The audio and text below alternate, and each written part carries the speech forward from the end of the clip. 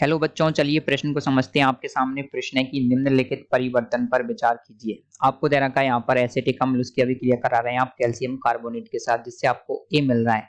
फिर उसको आप गर्म कर रहे हैं, गर्म करने पर आपको मिल रहा है बी। फिर उसकी अभिक्रिया आप आयोडीन और NaOH के साथ करा रहे हैं तो आपको सी प्राप्त हो रहा है। तो आपको बताना है कि सी का अणु सूत्र है। तो यहाँ पर विकल्प दे रखे हैं ए, बी, सी और डी। इनमें से आपके सी क्या हो सकता है? तो दिए गए प्रश्न की जो मुख्य अवधारणा वो ये है कि आपको पता होना चाहिए दी गई अभिक्रिया को पूर्ण करते हुए कि आपका जो अंतिम उत्पाद सी है वो क्या प्राप्त हो रहा है। तो आपको उत्पाद सी की जानकारी प्राप्त हो जाएगी तो आप इस प्रश्न का उत्तर दे पाएंगे। तो आपको सी की जानकारी होनी चाहिए। तो आपको उत्पाद सी की जानकारी प्राप्त होनी चाहिए। तो सबसे पहले आप लिख लेते हैं, आपको दे क्या रखा है। देखिए CH3 डबल बॉन्ड OH। जब आप इसकी रिएक्शन कराते हैं कैल्शियम कार्बोनेट के साथ में तो क्या प्राप्त होता है? देखिए, जब आप इसकी रिएक्शन कैल्शियम कार्बोनेट के साथ में कराते हैं तो इसके 2 मोल ले लिए जाते हैं यहाँ पर। तो 2 मोल ले लेंगे तो आपको यहाँ पर क्या प्राप्त हो जाएगा? H2CO3 आपके यहाँ से अलग हो जाता है। यहाँ से आपके H2CO3 अलग हो जाता है और आपको यहाँ पर प्राप्त होता है कुछ इस प्रकार से CH3 डबल बॉन्ड O का होल ट्वाइस और कैल्शियम। आगे बोला है कि आप इसको क्या कर रहे हैं? गर्म कर रहे हैं, हीट दे रहे हैं। हीट देने का मतलब है गर्म करना। जब आप इसको गर्म करते हैं तो क्या होता है? कुछ इस प्रकार से इसकी सूत्र होता है। देखिए CH3 double bond O,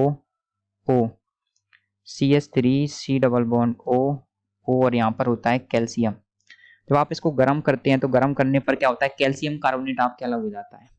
CaCO3 होता है जिसका सूत्र होता है CaCO3। तो देखिए यहाँ से आ जाएगा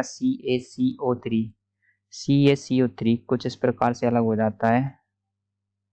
तो आप देखेंगे यहाँ पर आपको क्या प्राप्त हो जाएगा? कैल्शियम कार्बोनेट अलग हो जाएगा माइनस के CaCO3। तो आपको यहाँ पर प्राप्त हो जाएगा CH3 डबल बॉन्ड CH3।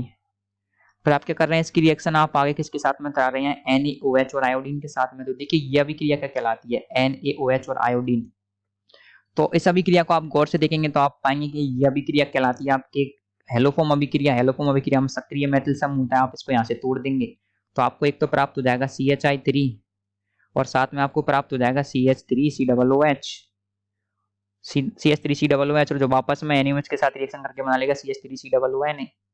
तो आपको जो अंतिम उत्पाद प्राप्त हो रहा है, एक तो आपको प्राप्त हो रहा है, देखिए क्या प्राप्त हो रहा है? एक CHI3 जो होता है पीले रंग का और एक आपको प्राप्त हो रहा है CH3 डबल ONA। तो आप देखेंगे हमारे दिए गए विकल्पों में से अगर इन दो में कोई एक हो तो वो हमारा उत्तर हो जाएगा। देखिए आपको एक तो आपके सी है CHI3 और तो कोई नहीं है इसके अलावा। तो हमारे प्रश्न का जो सही उत्तर आएगा वो आएगा विकल्प सी। किस प्रकार से देखा? तो हमने अभिक्रियाओं के हिसाब से चलते गए, प्रत्येक चरण में चलते गए, चलते चलते आपने पाया कि हमारा अंतिम उत्पाद आएगा CHI3। इस हिसाब से हमारा अंतिम उत्पाद आया विकल्प सी।